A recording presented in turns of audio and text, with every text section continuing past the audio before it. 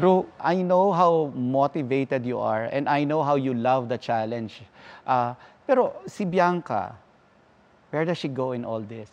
Well, para sa akin, si Bianca yung nagpapaground sa akin.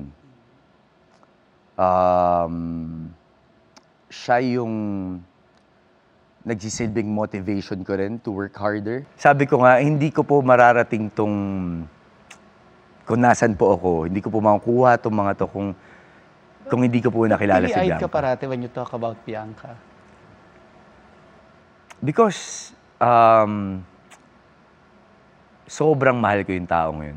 Parang sabi ko nga, ang pinaka magandang regalo na natanggap ko sa buong buhay ko, yun na yung dumating si Bianca sa buhay ko.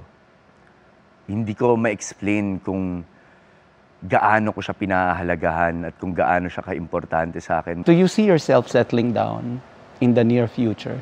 Yeah. Yes. Ilang years? Kung ikaw masusunod. Kung ako masusunod, kung pwedeng ngayon na, di ba? Wow. Kasi para, for me kasi, Kuya Nelson, bakit mo pa patatagalin ng isang bagay kung nahanap mo na eh? Di ba? And hindi na, alam ko sa sarili ko na hindi na ako makakahanap ng katulad ni Bianca.